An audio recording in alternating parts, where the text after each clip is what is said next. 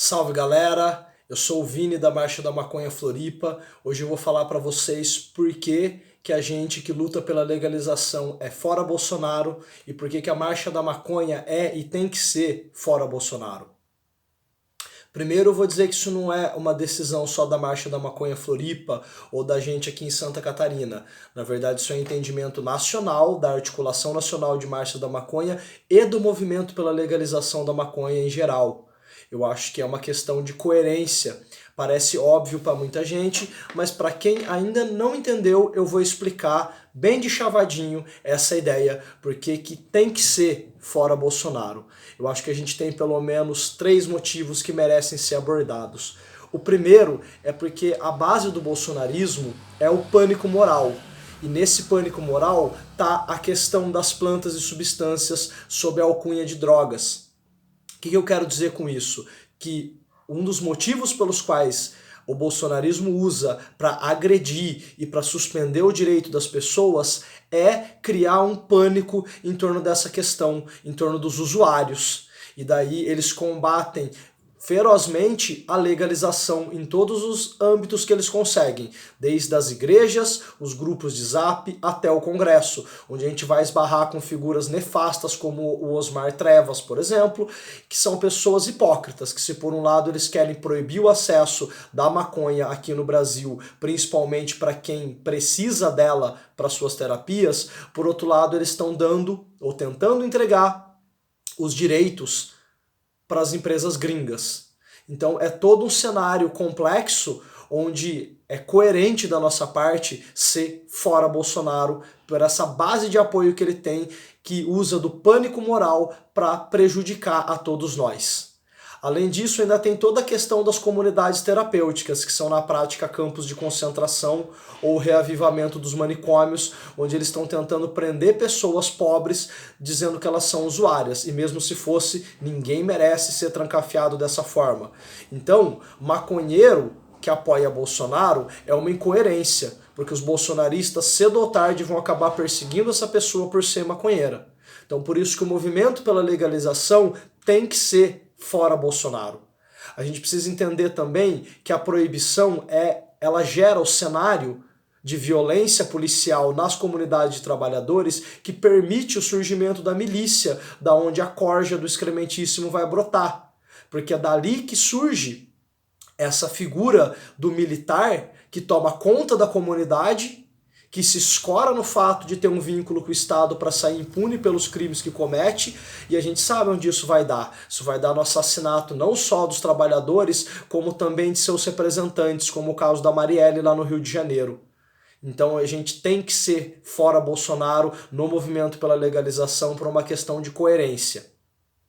Além disso, a base bolsonarenta, ela também ofende a todos nós e aos demais movimentos sociais na questão da liberdade dos nossos corpos.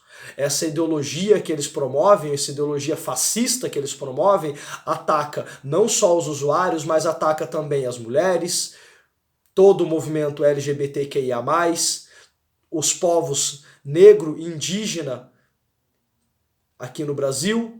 A gente sabe que a ideologia bolsonarenta é uma ideologia que promove o encarceramento, a violência e muitas vezes a morte, a perseguição e a morte de pessoas como nós. Então, por uma questão de coerência, de empatia e de entendimento do que é a sociedade brasileira e do que essas forças nefastas promovem, é coerente para a Marcha da Maconha e para os movimentos sociais contemporâneos ser sim fora Bolsonaro.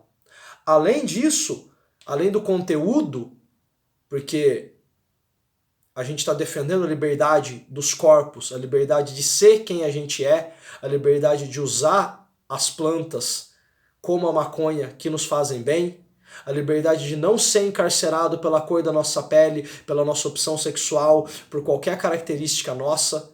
Porque, como eu digo sempre, além da psique, da mente, da alma, das instâncias metafísicas, no plano material, o corpo é o que a gente tem de mais íntimo de nós, acerca de nós mesmos.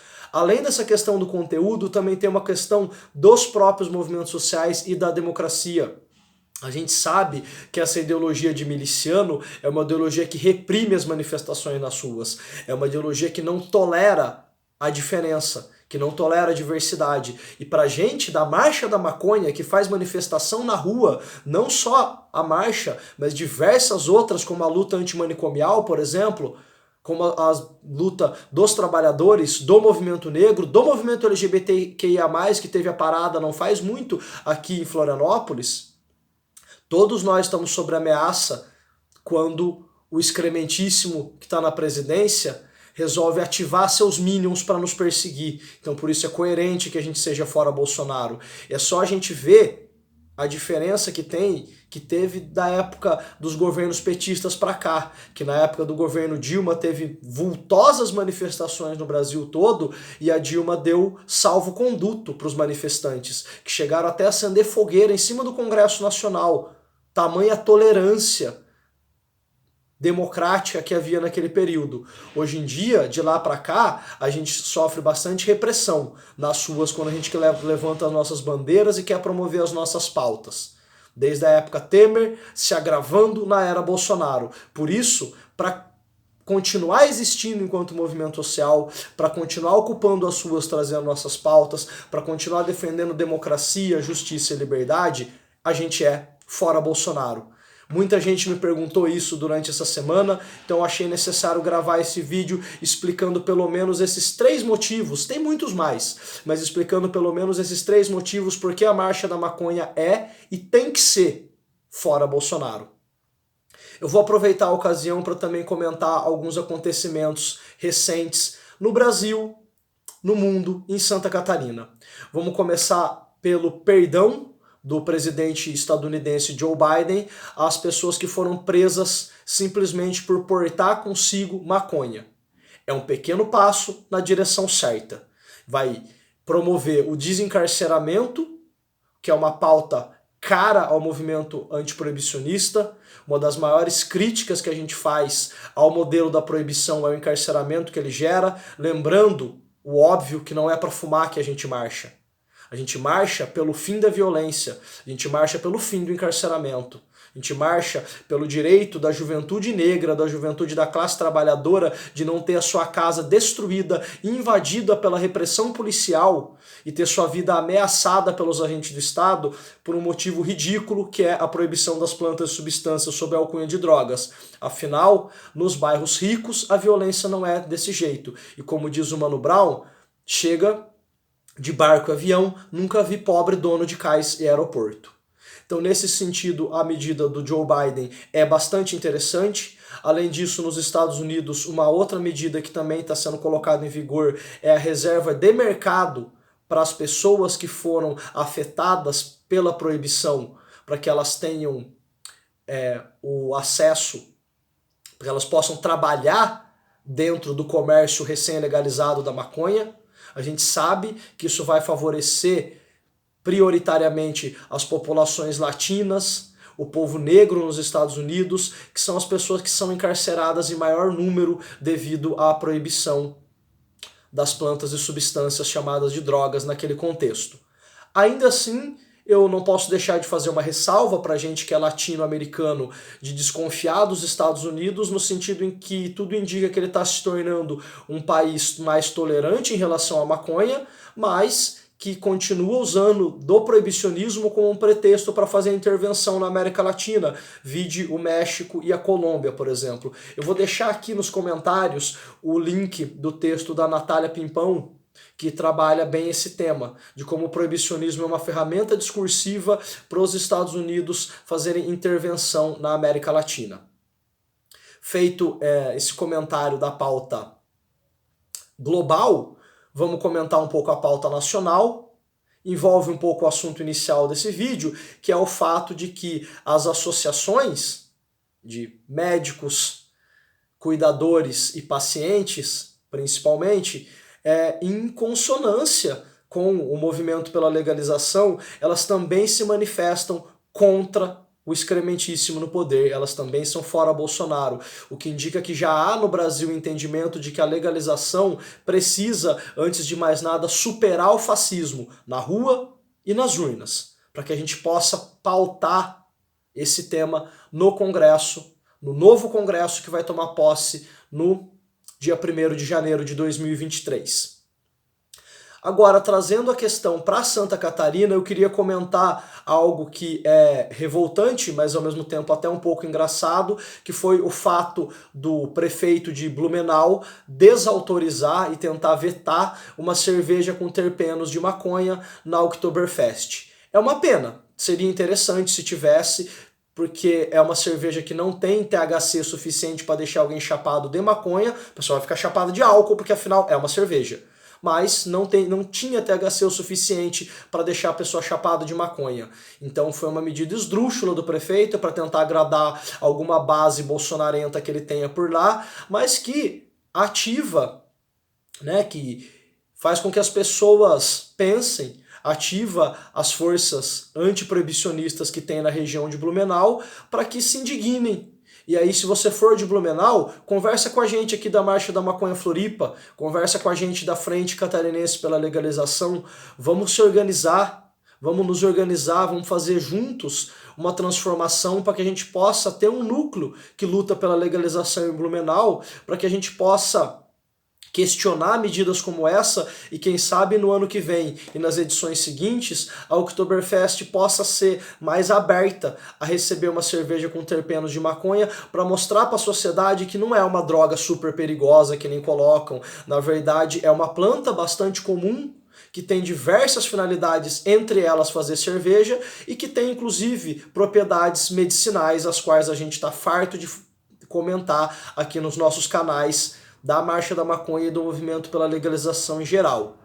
Trazendo para Florianópolis, Santa Catarina, queria aproveitar para parabenizar o Das Aranha pelos seus 30 anos, dizer que o show foi bastante interessante e que eu gostei muito de estar lá e escutar a galera gritando Lula, Lula, Lula, olê, olê, olê, olá, Lula, Lula, para mostrar que aqui em Santa Catarina a gente tem capacidade de derrotar o bolsonarismo no segundo turno e mostrar que tem as forças progressistas da capital catarinense estão nas ruas, nos espaços de cultura, de arte, para derrotar o fascismo, para mostrar que Santa Catarina é sim um lugar de luta, um lugar onde a gente não tolera esses bolsonarentos que ameaçam a todos nós com a sua violência, com a sua intolerância, com a sua incompreensão.